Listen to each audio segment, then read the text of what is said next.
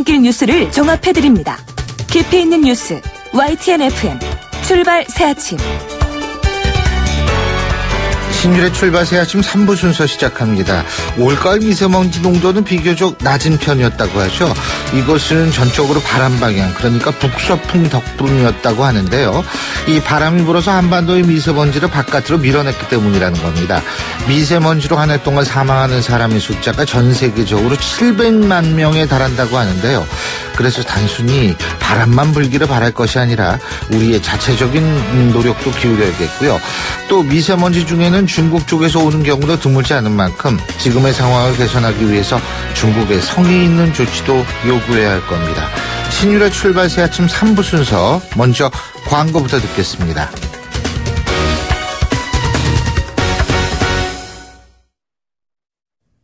YTN 라디오 신율의 출발 새아침. 최근 청와대 청원 홈페이지에 올라온 낙태죄 폐지 청원이요. 23만 명을 넘으면서 이 낙태죄 폐지에 대한 관심이 재점화되고 있습니다. 정부는 정확한 실태 조사를 하겠다. 법 개정을 위해선 사회적 합의가 모아져야 한다. 이런 답변을 내놨는데요. 이미 2012년에 낙태죄가 합헌이라는 헌재 결정이 있었기 때문에 이 법적으로 또 이게 가능한지, 어떤 절차들이 필요한지 이 궁금한 점들이 많습니다.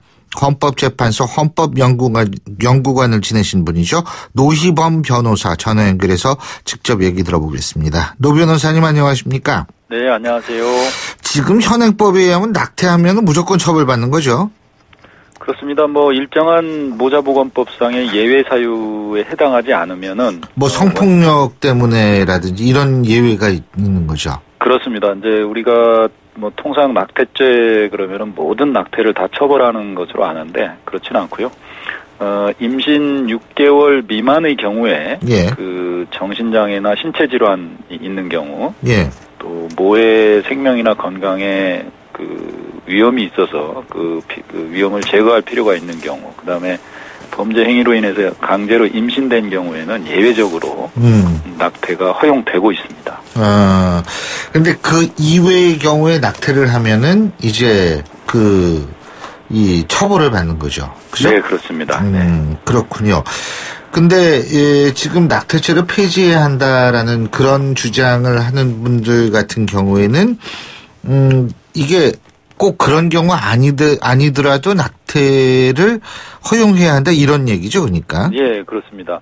한마디로 여성에게 원하지 않는 임신과 출산을 강요해서는 안 된다는 것입니다. 그 임신 출산을 스스로 결정할 수 있는 것은 여성의 신체에 대한 어떤 자기 결정권, 프라이버시라는 어떤 헌법상의 기본권이다. 그런데 낙태를 전면적으로 처벌하는 것은, 금지하고 처벌하는 것은 여성의 이러한 헌법상의 권리를 침해하는 것이기 때문에 낙태죄를 폐지해서 여성의 권리를 보호해야 된다. 그런 얘기입니다. 근데 이게 제가 앞서도 얘기를 했습니다만 2012년에 낙태죄는 합헌이라는 헌법재판소의 결정이 있었죠. 그죠? 네네. 근데 이게 이미 결정이 났는데 지금 이것을 다시 번복할 수 있는 거예요? 헌법재판소의 합헌 결정은 어떤 기속력이 계속적으로 있는 것은 아닙니다. 사회의 어떤 변화나, 재판부의 어떤 판단의 변화가 생기면, 다시 위헌 결정이 선고될 수도 있습니다. 예를 들어서, 간통죄의 경우에 여러 차례 합헌 결정이 났었지만, 최후적으로는 위헌 결정이 되면서 간통죄가 아예 형법에서 폐지됐지 않았습니까? 마찬가지로 낙태죄에 대해서도 이미 합헌 결정이 있었지만 앞으로 헌법재판소가 위헌 결정을 하게 되면 위헌 결정을 할 수도 있고요. 위헌 결정을 하게 되면 폐지가 가능한 겁니다. 그러면은 지금 이제 정부가 나서가지고 이 실태 조사를 하겠다. 네. 합의가 모아져야 한다 이런 얘기인데 실태 조사가 있으면 어떻게 이 헌법재판소의 결정에 일정 부분 영향을 미칠 수 있나요? 글쎄 헌법재판소는 법과 원칙에 따라서 주어진 어떤 자료를 가지고 법적인 관점에서, 즉 헌법적인 관점에서 태아의 생명권 보호가 우선하는지, 아니면 여성의 어떤 임신과 출산에 관한 자기 결정권이 우선하는지를 아마 비교 형량에서 판단할 것인데요. 이러한 헌법재판소의 판단에 있어서는 국민의 어떤 여론이라든가 의견도 참고 사항이 될 수 있기 때문에 청와대가 이런 어떤 사회적 실태 조사를 통해서 국민 여론도 나온다고 한다면 재판부에서도 일정 부분 고려할 수는 있지 않을까 싶습니다.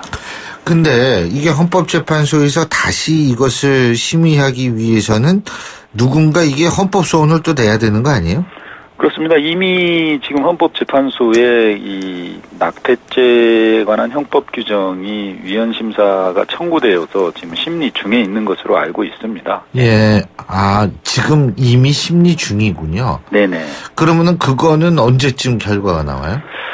현재의 어떤 결정은 실제 나와 봐야 선고돼야 알 수 있는 거고요. 쉽게 예측할 수는 없는데. 이게 이렇게 예를 들면은 6개월이면 6개월 딱 시한 얼마 내에 뭐를 결정한다 이런 게 있는 게 아니군요. 헌법재판소 법에는 이제 사건이 청구된 때로부터 180일 이내에 선고해야 된다라는 어떤 규정이 있기는 합니다만 예. 이게 통상적으로 어떤 효력적인 구속력 있는 규정으로 보지는 않고요. 예시적인 그런 규정으로 보고 있습니다. 그래서 훈시적인 규정, 즉 6개월 가급적이면은 6개월 내에 판단을 해달라라는 그런 취지고 반드시 6개월 내에 판단하지 않더라도 그것이 법적으로 문제가 되거나 잘못된 것은 아니다라는 거고요. 통상적으로 헌법재판소의 어떤 법률에 대한 위헌 결정이라는 것이 굉장히 심사숙고해야 되는 측면이 있고 많은 자료나 판례, 외국의 입법례를 이제 검토해야 되기 때문에 통상적으로는 1년 또는 많게는 2년, 3년까지도 걸리는 경우가 많습니다. 예. 지금 근데 헌법재판소에 하는 건 낙태죄의 위헌 여부입니까? 아니면 낙태죄의 일부 조항에 대한 위헌 여부입니까? 지금 저도 구체적으로 현재 어떤 조항이 들어가 있는지는 잘 모르겠습니다만 예. 이게 낙태죄라는 것이 동전의 양면처럼 같이 결합되어 있습니다. 즉 예. 낙태죄가 형법에서 이제 금지되는 게 스스로 인부가 약물 등을 복용해서 낙태하는 자기 낙태죄가 있고요. 인부의 어떤 동의를 받아서 의사나 한의사, 조산사 등이 낙태 시술을 하는 이제 동의 낙태죄. 이거는 징역 2년 이하의 징역이고요. 자기 낙태죄는 징역 1년 이하의 징역에 처하도록 되어 있습니다. 그래서 자기 낙태죄가 이제 문제가 됐거나 동의 낙태죄가 문제가 되더라도 전부 다 낙태죄로서의 어떤 금지나 처벌이 위헌 여부가 문제가 되기 때문에 그 형법의 전체 낙태죄 조항의 위헌 여부는 이제 심사의 대상으로 할 수밖에 없습니다. 그리고 변호사님께서 조금 전에 네. 외국의 사례도 참조한다 이런 말씀하셨는데 외국은 낙태를 어떻게 지금 대다수는 지금 바라보고 있습니까? 나라마다 다 다릅니다. 예. 그리고 우리나라에서도 아까 제가 말씀드렸다시피 모든 낙태를 금지하는 것도 아니고요.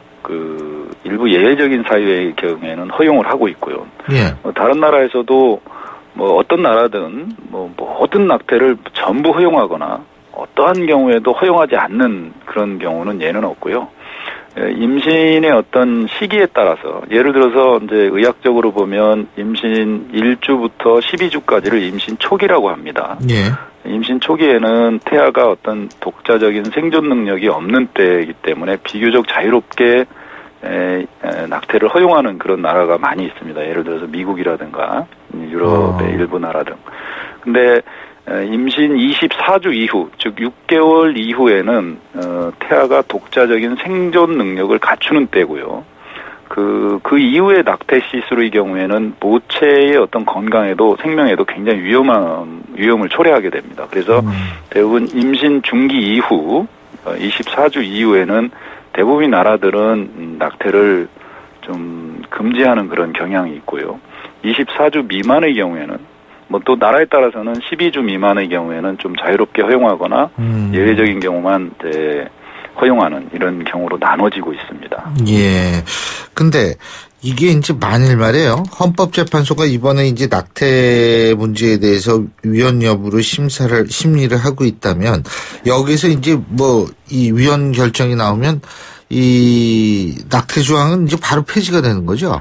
그렇습니다. 위헌 결정이 있으면은 형벌에 관한 규정이기 때문에 소급해서 무효가 됩니다. 그래서 낙태죄 조항은 이제 효력을 상실하고 없어지는데요. 예, 소급해서 무효가 된다는 얘기는 어떤 얘기입니까? 즉, 법이 만들어진 때로부터 시작해서 전부 다 무효가 됩니다. 그래서 종전에 낙태죄로 처벌받은 사람들이 재심 청구를 해서 무죄를 받을 수 있습니다.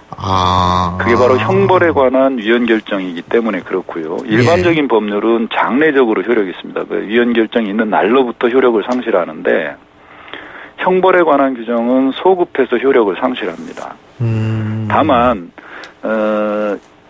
합헌 결정이 한번 있었던 그런 법률 조항의 경우에는 특히 이 낙태죄 조항이 그렇습니다. 지금 아까 말씀하셨다시피 2012년도에 합헌 결정이 한번 있었지 않습니까? 예. 앞으로 헌재가 위헌 결정을 선고하면 합헌 결정이 있었던 2012년 8월 13일인가 그렇습니다. 8월 13일 그 다음 날로부터 효력을 상실한다 이렇게 되어 있어요.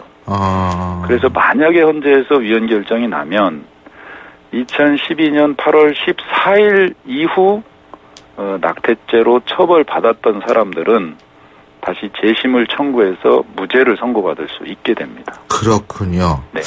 그리고 지금 더불어민주당 같은 경우에는 공론화위원회를 구성해서 낙태죄 폐지 여부를 묻는 방안을 검토하겠다. 지금 이런 얘기를 한 모양인데 물론 자세한 내용은 없습니다만 이 낙태죄 공론화위원회라는 게 꾸려지고 거기서 결정을 내면 그리고 정부가 그것을 받아들인다면 헌재 결정하고는 이게 어떤 관계가 되는 거예요? 정부나 정당에서 어떤 국민의 여론을 취합을 해서 어떤 입법적인 가이드라인을 만드는 것과 헌법재판소가 과연 낙태죄를 처벌하는 것이 즉 전면적 일률적으로 처벌하는 것이 과연 헌법에 위반되느냐 아니냐는 법적인 판단과는 반드시 그 궤를 같이 한다고 볼 수는 없습니다. 그래서 정부나 청와대 아니면 정당이 국회가 지금 아까 말씀드렸다시피 전면적인 낙태를 허용하거나 전면적으로 낙태를 금지하는 나라가 없듯이 그 균형점을 찾아야 되거든요. 태아의 생명권 보호와 여성의 자기결정권이라는 기본권 보호를 위해서. 그래서 지금 현재보다도 좀 자유롭게 허용할 것이냐라는 거를 두고 아마 핵심이 될 겁니다. 그래서 입법적인 개선을 하자 이런 얘기가 나올 텐데요. 헌재에서는 현행법 하에서 과연 이것이 여성의 자기결정권에 대한 침해가 더 큰 것인가? 그렇다면은 위헌 결정이 나올 거고요. 아니다. 태아의 생명권 보호가 더 중요하기 때문에 현행법으로도 합헌이다 그러면은 그냥 합헌 결정이 나올 텐데요. 아마 헌재 결정은 단순히 위헌 결정이냐 합헌 결정이냐를 나올 수도 있겠지만 앞으로 임신, 낙태에 관한 어떤 시기라든가 이런 것들을 국회가 좀 정해라라는 의미에서 헌법 불합치 결정을 통해서 국회에게 어떤 입법적인 개선을 요구할 가능성도 있습니다. 예, 잘 알겠습니다. 오늘 말씀 잘 들었습니다. 고맙습니다. 네, 감사합니다. 지금까지 헌법재판소 헌법연구관을 지낸 노희범 변호사였고요. 신율의 출발 새 아침 3부 순서 여기서 줄입니다. 잠시 뒤 4부에서 뵙겠습니다. 날카로운 분석, 내일을 보는 시선, 신율의 출발 새 아침. 신율의 출발 새 아침 4부 순서 시작합니다. 자, 오늘 화요일 아침이죠. 8시 31분 12초 지나고 있는데요. 자, 오늘 아침 교통 상황 알아볼까요? 나정수 캐스터. 네, 북부간선도로 종암동 방향으로 밀립니다. 시내 나들목에서 하울고까지 10분 이상입니다. 내부순환로 고장차 치워졌습니다. 기름 램프에서 성산 램프 내려서는 데까지 쭉 정체가 되고 있는데요. 여파가 많이 길어졌습니다. 이 구간 통과하는 데만 40분 가까이 소요되고요. 성산로 성산 2교에서 성산대교 북단 방향으로 밀리고 있고 연희 나들목에서 이대 후문 방향으로도 정체입니다. 서부간선도로 교통량도 많이 늘어서 신정교에서 양평교 구간 또 외곽 쪽으로는 목동교에서 광명교까지 거의 전 구간에서 정체입니다. 신일의 출발 새 아침 교통정보였습니다. YTN 라디오 신율의 출발 새 아침.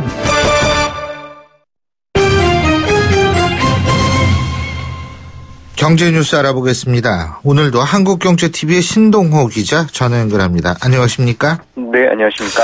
예, 이 파리부동산 대책부터 12사 대책 그리고 엊그제 나왔죠. 신 DTI 관련 후속 대책 여기까지 이렇게 쭉 보면 그동안의 부동산 대책은 투기 억제에 초점을 맞췄던 것 같은데 내일 정부의 주거복지 로드맵 발표를 앞두고 어제 당정 협의가 있었다고 하는데 여기서 무슨 얘기 나왔어요? 네, 맞습니다. 이제 내일 정부가 관계부처 합동 브리핑을 통해서 주거 복지 로드맵을 발표합니다. 네. 이를 앞두고 어제 이제 국회에서 진행된 당정 협의회에서는요, 서민과 이제 실수요자를 위한 공급 확대 방안 마련에 나선다. 뭐 이렇게 이야기를 할 수 있겠는데요. 분양 물량보다 이제 공공 임대를 늘리고요. 특히 이제 청년층과 신혼부부에 대한 지원을 확대한다는 것이 특징입니다.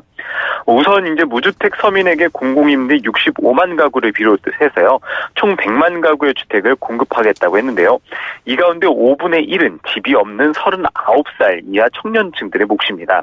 또 청년 우대형 청약통장도 도입을 하고요. 전월세 자금 대출 지원도 한층 강화가 됩니다. 이제 신혼부부에게는 시세 80% 수준으로 신혼 희망타운이라고 해서 이제 7만 가구를 공급하는데 수요가 많은 수도권에 이제 5만 가구를 공급하게 됩니다. 이제 또 신혼부부의 경우 임대주택 지원 기간을요, 기존 혼인기간 5년 이내에서 이제 7년 이내로 2년 정도 늘리고요. 예비부부 등도 이제 이 대상에 넣기로 했습니다. 이 외에 정부가 고령자의 주택을 사서 뭐 청년에게 임대하고 이 매각한 대금을 연금으로 지급하는 방안도 마련되는 등 이제 서민들을 위해서 만든 대책이라고 할 수 있겠습니다. 예. 내년부터 그리고 이제 좀 다른 얘기인데 종교인 과세가 시행이 되지 않습니까? 그렇죠? 네, 맞습니다. 이게 어떤 내용으로 시행이 되는 거죠? 네, 내년부터 이제 종교인 과세가 이제 시행이 되는데요. 개정안을 보면은 이제 소득세법에서 규정한 종교인 과세를 이제 구체화했다고 설명드릴 수 있겠습니다. 먼저 과세 대상이 명확해졌는데요. 종교인이 종교단체로부터 종교 활동에 사용할 목적으로 받은 이 활동비에는 과세를 하지 않는다는 것입니다. 이 종교 활동비는 종교단체의 규약이나 이 종교단체의 의결기구의 의결 승인 등으로 결정된 기준에 따라 받은 것으로 이제 그동안 한정이 인데요. 개신교의 목회 활동비와 불교의 수행 지원비, 또 천주교의 성모 활동비 등이 이제 여기에 해당이 됩니다.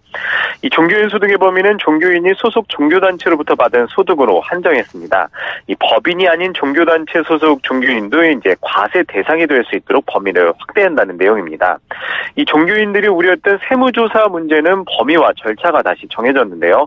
이 종교인들의 소득과 관련한 세무조사가 이 종교인들의 소득 회계에 한정될 수 있도록 이제 이 단체 회계와 이 종교인 회계를 구분을 해서 이제 기록 관리토록 하는 이 규정을 마련했습니다. 이 특히 종교 활동에 지출하는 비용을 구분을 해서요. 이 기록 관리한 작물은 또 세무조사 대상에서 제외가 됩니다. 그렇군요. 자, 그리고 말이에요. 어제 외국계 증권사의 보고서 때문에 우리나라 증시가 휘청했다고 그러는데 아니 네, 맞습니다. 무슨 보고서를 썼길래 휘청합니까? 예? 네, 그 외국계 투자은행이죠. 이 모건 스탠리가 이 삼성전자의 목표 주가를 낮췄다는 소식을 이제 이런 보고서를 냈는데요. 이 때문에 이 삼성전자는 물론 이 코스피 시장까지 얼어붙게 만들었습니다. 이 보고서 때문에 삼성전자 시가총액은요, 어제 하루 만에 18조 2천억 원이나 날아갔는데요. 이 시가총액 1위 종목이 급락하자 코스피 지수 또한 1.5% 가까이 빠졌습니다. 이 구체적으로 내용을 살펴보면은요, 모건 스탠리가 삼성전자 목표 주가를요, 290만 원에서 280만 원으로 내리면서 이 차익 실현 심리를 자극했습니다. 이어 삼성전자가 연초 이후에 120%나 올랐다면서 내년을 가기 전에 이제 잠시 멈출 때라면서 투자 의견 또한 중립으로 낮췄는데요. 이 때문에 시장에서는 내년 이후 반도체 업황이 꺾일 수 있다는 불안감이 커지고 있고요. 이 삼성전자 주가가 한동안 또 정체될 것이라는 예상도 나오고 있습니다. 반면에 이런 의견과 다르게 이제 삼성전자가 메모리 이외에 이제는 뭐 모바일이나 가전 등 다른 사업 부문도 견고하고요. 또 주주 환원도 매력적이라 지금은 단기 급등한 주가가 일시적 조정을 받는 과정일 뿐이라는 또 의견도 나오고 있습니다. 근데 어쨌든 삼성전자가 휘청하면 뭐 우리나라 주식시장이 휘청하는 거야. 뭐 그 비중이 굉장히 크잖아요. 삼성전자가. 네, 맞습니다. 어쩔 수밖에 없는 상황인 것 같네요. 예. 자, 그리고 우리 경제가 수출과 재정 덕분에 3분기 이상을 넘는 고성장세를 보이면서 OECD 회원국 가운데 두 번째로 높은 성장률을 기록했다고 그러죠? 네, 맞습니다. 어제 OECD에 따르면은 3분기 성장률이 집계된 22개 회원국의 평균 성장률이 이제 0.6%였습니다. 이 중 한국은 1.5%를 기록한 라트비아라는 나라에 이어 두 번째 순위를 올렸는데요. 이 라트비아라는 나라가 지난해 OECD에 가입한 점을 감안을 하면은 사실상 기존 회원국 중에 1위인 셈입니다. 이 라트비아와 우리나라에 이어 핀란드나 폴란드, 이스라엘 등도 3분기에 1%대 성장률을 기록을 했고요. 또 선진국이라 볼 수 있는 영국이나 네덜란드, 벨기에, 일본 등은 성장률이 0% 초반대에 머물렀습니다. 반면 멕시코는 마이너스 0.2%로 전분기 대비 마이너스 성장을 기록을 했고요. 이 3분기에 우리 경제가 이렇게 또 최상위 성장률을 기록한 것은 기본적으로 이제 수출이 기대치를 뛰어넘는 증가율을 기록한 덕분이라고 설명드릴 수 있겠는데요. 3분기 수출이 이제 전기 대비 6%나 늘면서 2011년 1분기 이후에 6년 반 만에 최고를 기록했습니다. 여기에 이제 이 추가 경정 예산 집행으로 인해서 정부 소비 증가율이 2012년 1분기 이후에 최고 수준인 2.3%대를 기록한 점도 영향을 준 것으로 보이는데요. 우리나라가 3년 만에 연간 성장률 3% 복귀가 확실시되면서 2010년대에 들어 지속된 저성장 고리를 끊고 성장 활력을 회복할 것이라는 또 기대감도 나오고 있습니다. 그렇군요. 자, 그리고 다음 달로 예정된 그 한중 정상회담을 계기로 이 한중 관계의 정상화 속도가 좀 빨라지지 않나 이런 예측도 일각에서 나오고 있는데요. 근데 정상회담에서 한중 FTA의 2차 협상 개시를 선언할 것이다. 이런 얘기도 들리는데 한미 FTA도 재개정하고 한중 FTA도 2차 협상하고 이렇게 되는 건가요? 이거 어떤 내용입니까? 이 한중 자유무역 협정 2차 협상이 이제 곧 재개될 것으로 보이는데요. 이 베이징의 이 외교 소식통에 따르면요, 한중 FTA 발의 2년이 돼가는 다음 달 한중 정상회담에서 2차 협상 재개를 선언할 것이라고 말했습니다. 그동안에 이제 중국 측의 비협조로 지지부진하던 논의가 재개된다는 점에서 한국과 중국 양국 관계 개선의 청신호라고 이제 볼 수가 있겠는데요. 특히 이제 분야를 살펴보면은요, 특히 이 서비스 투자 쪽입니다. 한류 콘텐츠와 물류, 유통, 금융, 법률, 의료 등 다양한 분야가 대상인데요. 이 중국에서 이제 시장성이 높을 것 같습니다. 한류 콘텐츠의 경우에는 그동안 이제 한한령에도 불구하고 불법 파일 공유를 통해서 엄청난 소비가 이뤄질 정도로 여전히 인기인데요. 의료 서비스 역시 경쟁력이 있는 분야라는 점에서 중국 시장에 이제 새로운 진출이 기대가 또 됩니다. 우리나라 정부는 정상회담에 앞서서 한중 간 기업 교류를 본격화하는 방안도 추진 중에 있고요. 이제 베이징의 외교 소식통에 따르면은 조만간 좋은 소식이 있을 것이라고 밝혀서 그동안 우리나라 중국 측의 이제 사드 보복 조치에도 이 가시적인 변화가 있을 것임을 시사하고 있습니다. 예, 하지만 중국 측이 여전히 사드 문제를 거론하고 있지 않습니까? 네, 맞습니다. 이게 또 안심할 수 있는 상황은 아닌 것 같고. 롯데 면세점이 베트남시 다낭에서 나트랑에서도 공항 면세점 운영권을 따냈다 그러네요. 네, 맞습니다. 이제 이 내년 상반기에 문을 여는 베트남 중에서 이 나트랑 국제공항의 신터미널의 면세점 단독 운영권을 이 롯데 면세점이 획득했다고 발표를 했는데요. 예. 이 운영 기간은요, 오는 2028년까지 10년입니다. 이 지난달 개장한 다낭공항점에 이어서 롯데 면세점의 베트남 2호점인 이 나트랑 공항점은 이 출국장과 입국장 면세점 등 약 548평 규모로 운영이 되는데요. 예. 이 롯데 면세점은 나트랑 공항점에서 화장품이나 향수, 시계 이런 등 전 품목을 취급할 계획이고요.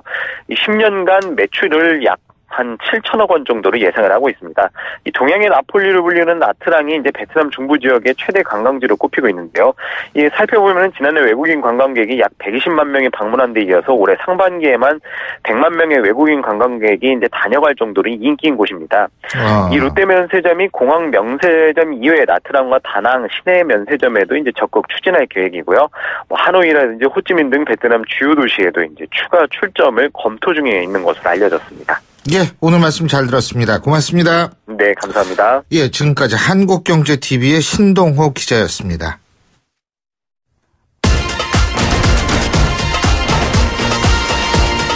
여러분이 지금 듣고 계신 주파수는 FM 94.5MHz입니다.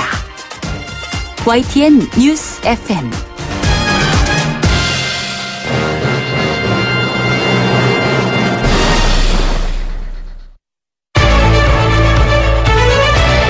민심은 천심이다. 생생한 여론을 통해 우리 사회를 진단합니다. 이것이 여론이다.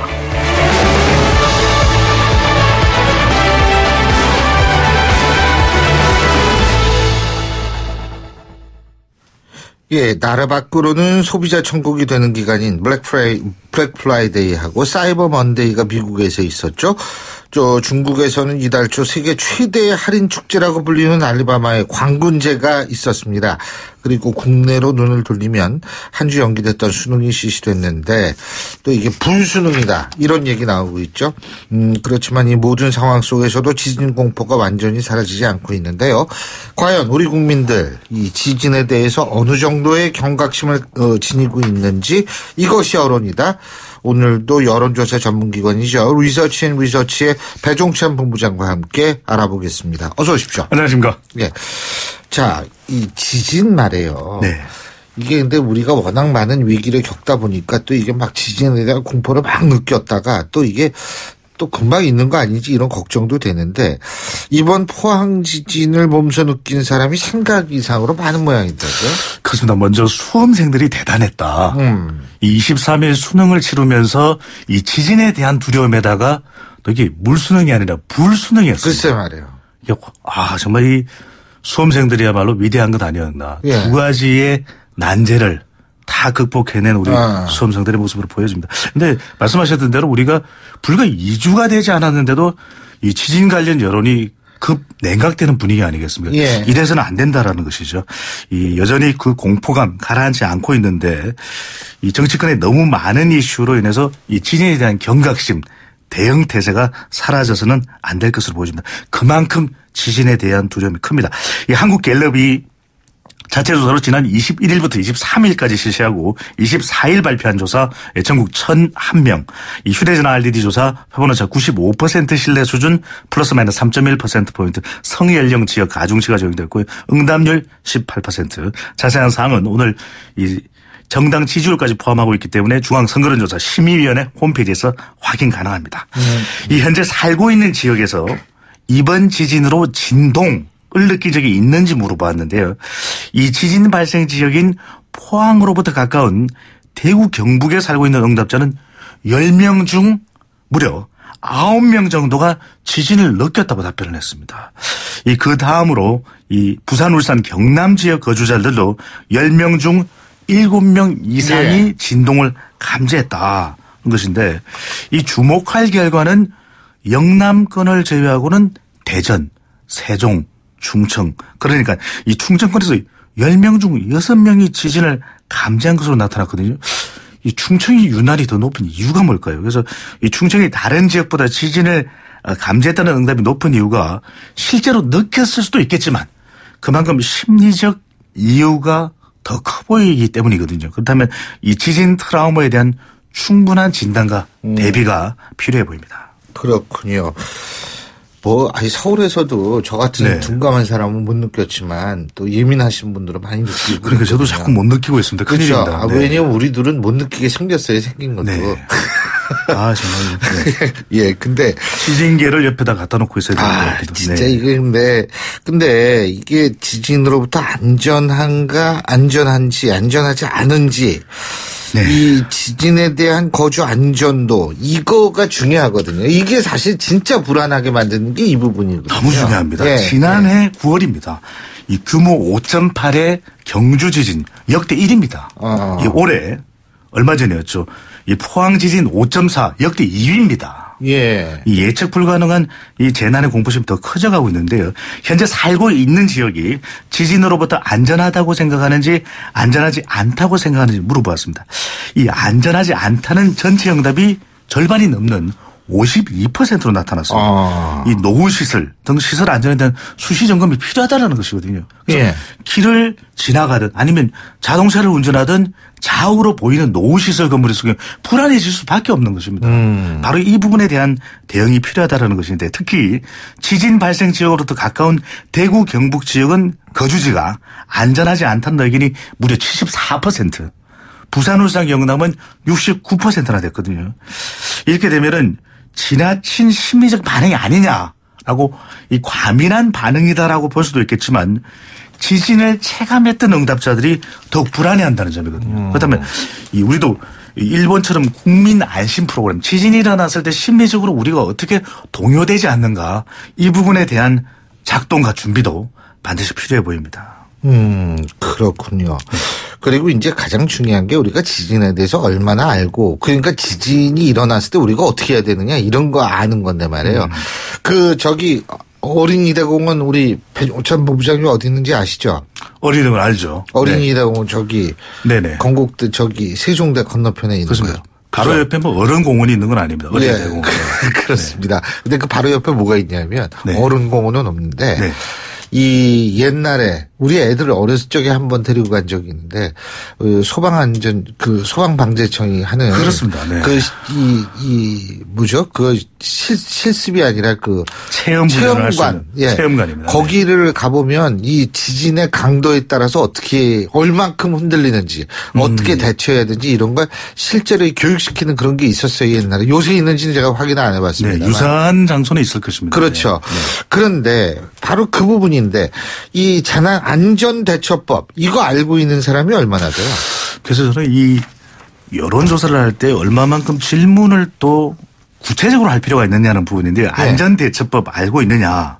그러니까 라고 하는 부분에 대해서 부분 물어봤더라면 어떤 응답이 나왔을까. 이번 조사에서는 지진 발생 시 어떻게 행동해야 하는지 대처 방법에 대해 아는지 물어봤는데요. 알고 있다가 무려 84%나 됐습니다. 그렇죠. 상당히 주의가 좋네요. 된 것으로 볼 수 있는데 여전히 불안감은 크는 것이거든요. 예. 심지어는 이 대구, 경북과 충청에서는 지진 발생 시 안전대처법을 잘 알고 있다가 90%에 달했습니다. 근데 과연 이것이 그럴까라고 하는 것이죠. 네. 바로 그 부분이죠. 네.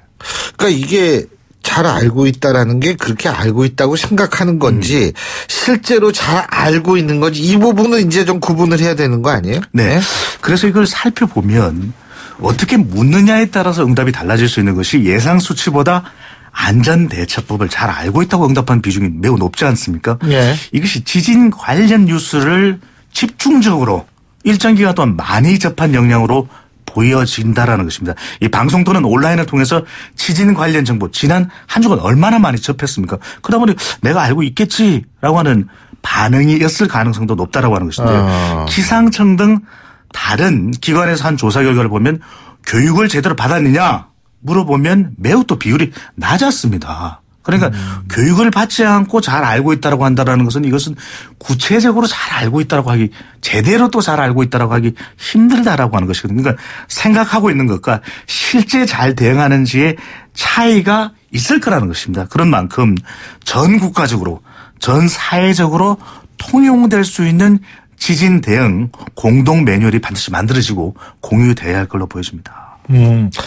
그러니까 이거 지진이 나면 우리 청취자 여러분도 아시는 분 다 알고 계시지만 운동장 같은 데로 나가야 된대요. 그러니까 막 일어날 때는 움직일 수가 없으니까 책상 밑 같은 데 들어갔다가 운동장으로 나가야 되는 거거든요. 또 머리를 다칠 가능성이 높기 그렇죠. 때문에 헬멧 또 안전모를 쓸 수 있으면은 더 좋은 대응이 가능한 것이거든요. 그리고 지난번에 이제 북한 위기, 좀 있으면 또 위기 지수가 올라갈 텐데, 그때 이제, 우리나라 행정안전부에서도 이제 발표한 거, 이런 거를 여러분이 좀 눈여겨볼 필요가 있습니다.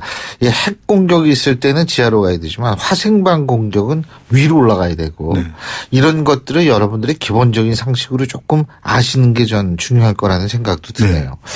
자, 정보 제공이 핵심이네요. 출발하시네. 그럼요. 저희는 항상 펄떡펄떡 뛰는 생생한 정보를 청취자 여러분께 전해드리고 있습니다. 자, 이 문재인 대통령 지진 발생한 포항 찾아가지고 좋은 평가도 받고, 근데 또 해양수산부의 세월호 6월 늑장 대응 혹은 이게 은폐가 아니다 늑장 대응이다 이런 주장을 하고 있습니다만.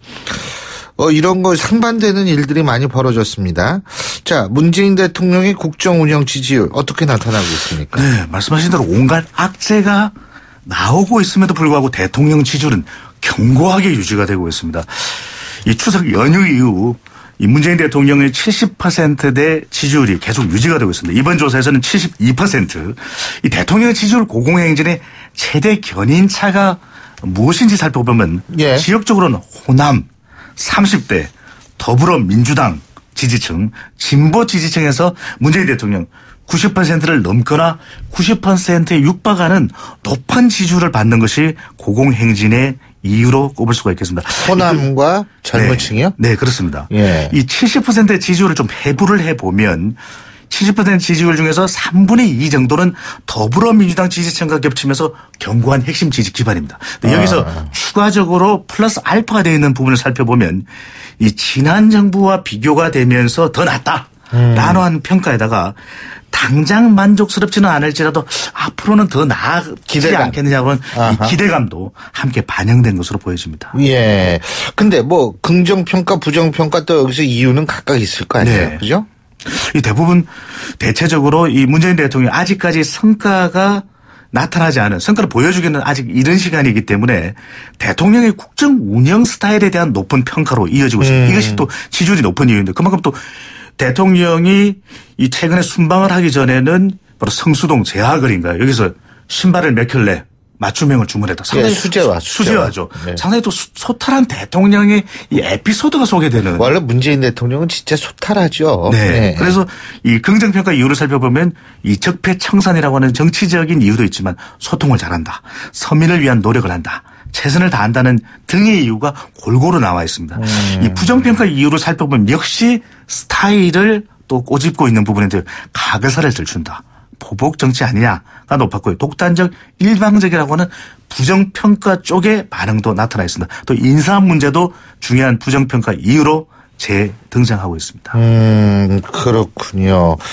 자, 근데 지금 이제 이 특활비 문제, 법무부 특활비, 그리고 검찰 특활비, 국정원 특활비, 이거 가지고 이제 더불어민주당하고 자유한국당이 지금 티격태격하고 있는데, 네. 이게 뭐 어떻게 1상 국회는 지금 어떻게 돌아가는지 그것도 궁금하고 말이에요. 각 당 지지율은 어떻습니까 지금? 네, 지지율만 놓고 보면은 더불어민주당과 자유한국당의 차이가 크거든요. 그러니까 일각에서는 이거 무슨 말이냐. 더불어민주당이 더 주도할 수 있는 것 아니냐라고 생각하실 수 있을지 모르겠지만 여의도 이 국회 지형은 큰 차이가 나지 않는다라는 것입니다. 두 정당 사이에. 그래서 예산국회와 대통령 핵심 공약을 이 법제하는 데 있어서 향후 두 정당 간의 충돌이 가속화될 수밖에는 또 없을 것으로 보이는데요. 이 민감한 정치 현안이 오고 가고 있지만 정당 지지율이 아주 큰 변화는 없습니다. 이 더불어민주당이 47%로 독주를 계속해가고 있고요. 자유한국당 12%, 바른정당, 정의당 각 5%, 이 국민의당이 4%입니다. 최근 바른정당과 통합 논의를 이어가고 있는 국민의당이지만 지지율에서는 바른정당과 큰 차이가 없다는 것입니다. 그만큼 이 협상의 주도권을 가져가기가 쉽지만은 않아 보이는 이유로도 볼 수 있겠습니다. 그렇군요. 근데 자유한국당 지지율도 이렇게 변하지 않는데 이게 이유가 뭐예요? 그렇습니다. 이 지지율이 높아지기 위해서는 인물 기반도 있어야 되고, 누군가 구심점이 돼서 지지율을 끌어모을 수 있는 사람도 있어야 되고, 또 지역 기반이 있어야 되는데, 이 부산, 울산, 경남, 그리고 대구, 경북에서도 지지율이 이전처럼 복원되지 않고 있다라고 하는 점, 또 이념 기반도 이 60대 이상의 보수층에서의 지지율이 나오지 않고 있는데 뭔가 좀 정체성을 제대로 보여달라. 그러니까 구심점이 될 만한 인물 기반, 또 영남을 중심으로 한 지역 기반, 수도권 보수층의 복원, 또 이념조차도 아직 보수층으로부터 혁신에 대한 인정을 받지 못하는 이유로도 꼽을 수 있겠습니다. 예. 오늘 말씀 잘 들었습니다. 고맙습니다. 감사합니다. 예, 지금까지 리서치의 배종찬 본부장이었고요. 자, 화요일 아침에 보내드린 신율의 출발 새 아침, 오늘 순서는 여기서 모두 줄이겠습니다. 자, 오늘 하루도 여러분 정말 행운 가득한 하루 되시고 그 여러분 생애의 최고의 하루가 되시기 바라겠고요. 전 내일 아침 7시 15분에 다시 오겠습니다. 신율이었습니다. 고맙습니다.